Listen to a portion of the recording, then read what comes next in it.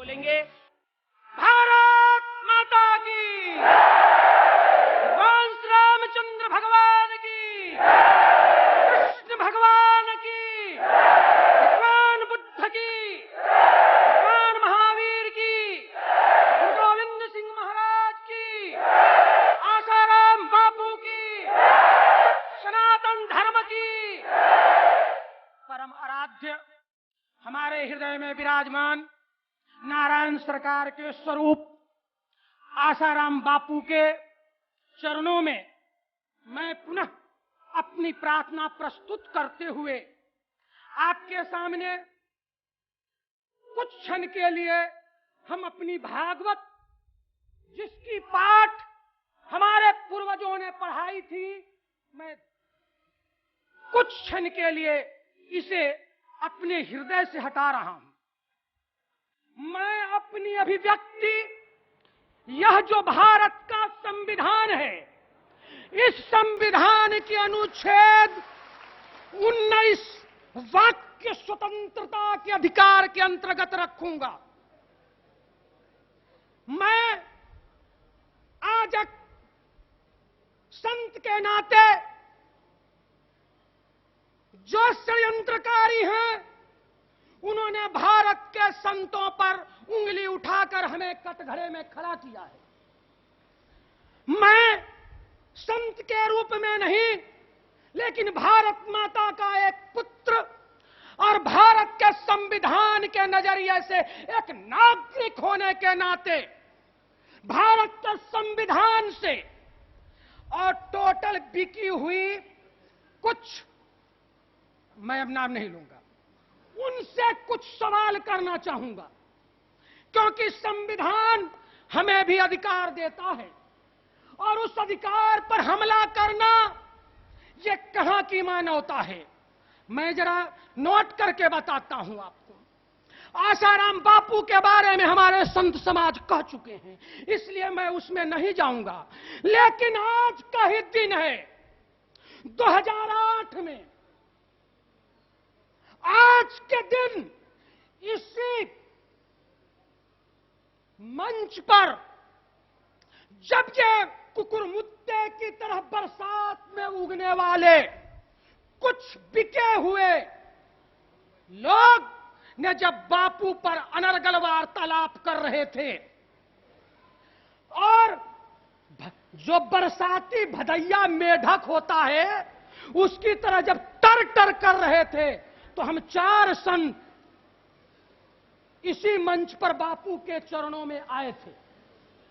दिनेश भारती, देवेंद्रानंद गिरी, सुनील शास्त्री और प्रपन्नाचार्य जी महाराज, और मैंने उस दिन चुनौती दिया था पूरी कायनात को कि आप प्रमाणित साबित करो। आज तक साबित नहीं कर पाए।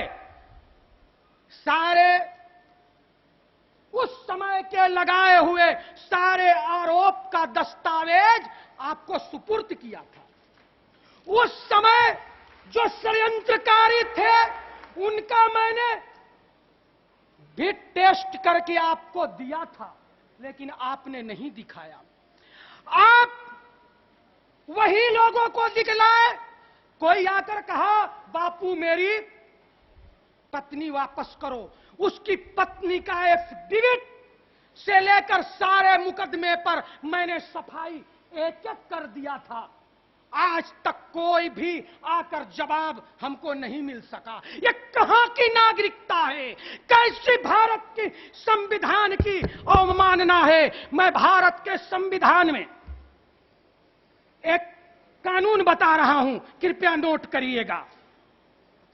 यह संविधान में, भारत के संविधान के अनुच्छेद 20 का एक व्यक्ति के लिए दोषी सिद्ध न हो जाए तब तक उसे दोषी नहीं कहा जा सकता। यह भारत का जब संविधान कहता है तो ये कुकुरमुत्ते की तरह उगने वाले लोग को क्या अधिकार है कि हम लोगों पर आंच लगावें?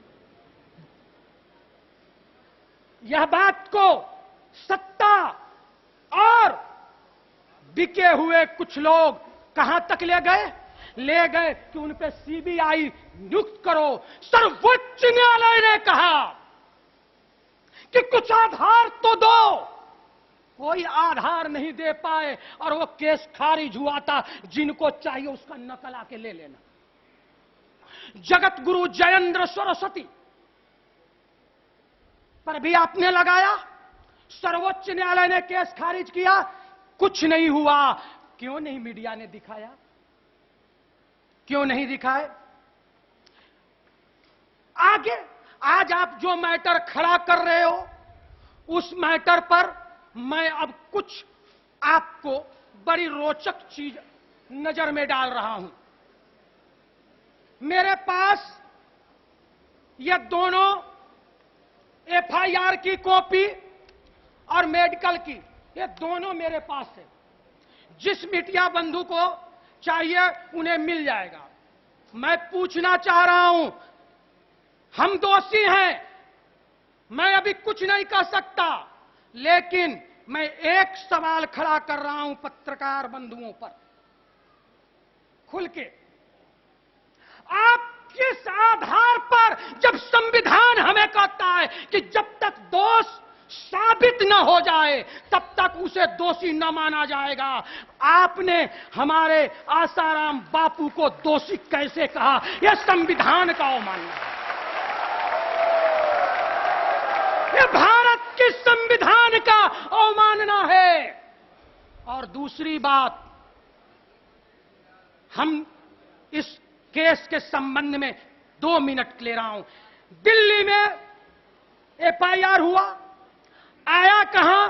जोधपुर में। लेकिन जोधपुर की पुलिस ने, जो बहुत बड़े अधिकारी हैं संविधान की, जिन्होंने शपथ ली है, मैं नाम नहीं बता रहा हूं, सबको ही जानता है, मैं कुछ सवाल जो खड़ा कर रहा हूं उसका जवाब हमें चाहिए।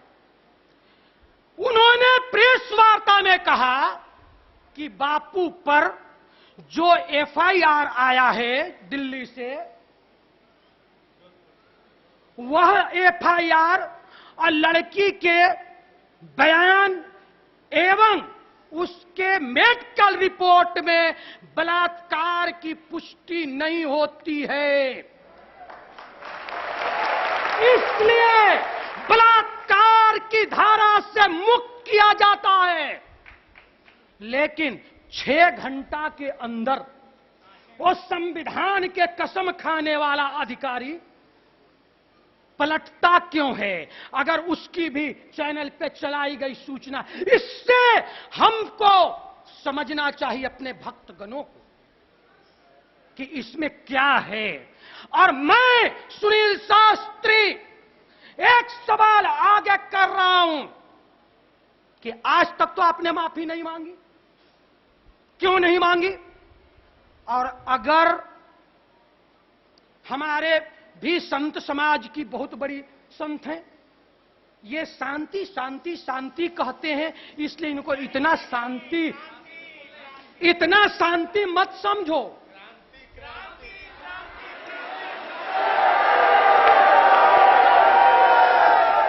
जैसे मैंने 2008 में कहकर गया था कि बापू निष्कलंक है, निष्विरोध है, भारत माता के सच्चे सपूत और संत समाज के शिरोमणि हैं। आज इस सभा में मैं इस जो बैठे लोग हैं उनको खोल के आंख दिखाना चाहता हूं।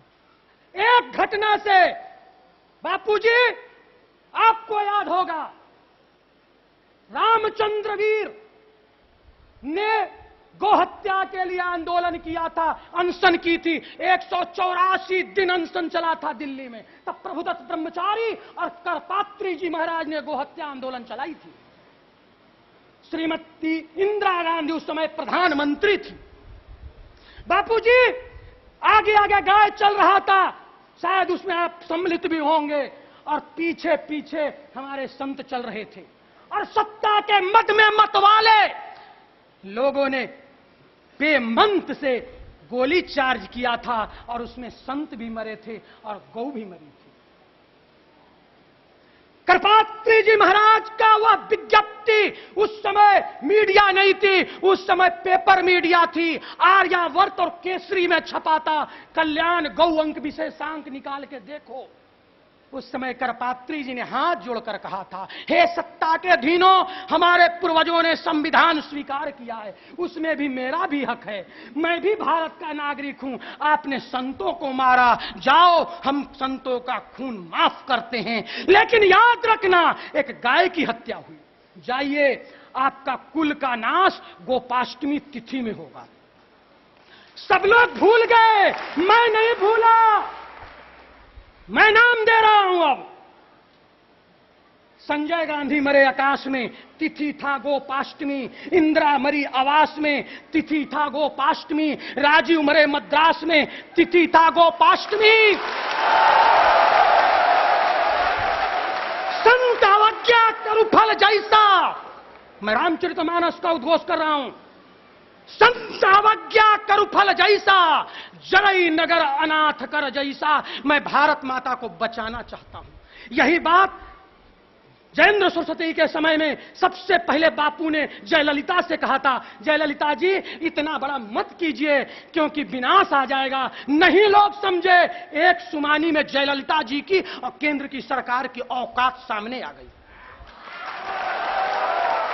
मैं नहीं चाहता किसी का हम विरोध, मैं नहीं चाहता संत समाज की ओर से कि किसी का अहित हो, लेकिन ऐसा न हो।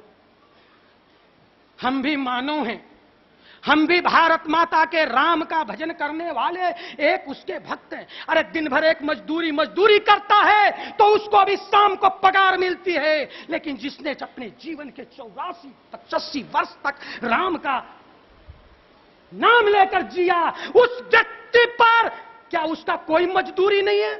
अब अगर मजदूरी है और इतने 4 करोड़ अनुयायियों को दिल में तलवार भोंकना, क्या ये भारत के संविधान की हत्या नहीं है?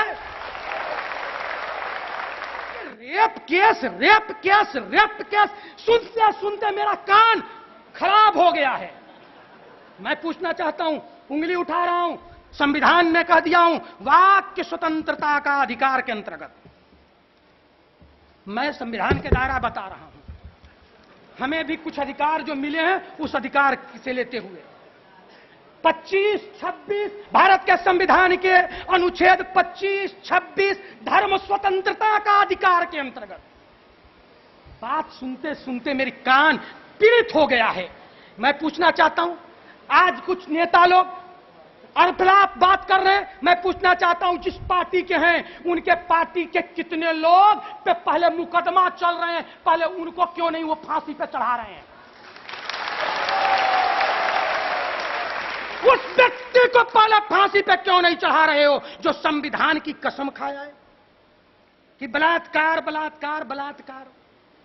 तो पहले तो सरकार के वो समझ ले, जो सरकार ने के संविधान पे बैठाए हुए आईएएस रैंक के लोग एक बार कहते हैं कि बलात्कार हुई, एक बार कहते हैं बलात्कार नहीं हुई, एक बार कहते हैं बलात्कार हुई, एक बार कहते हैं नहीं हुई। अरे तुम पूरे हो कि आधे अधूरे हो? मुंह से बोलते हो कि पीछे से बोलते हो, ये मेरे समझ में नहीं है।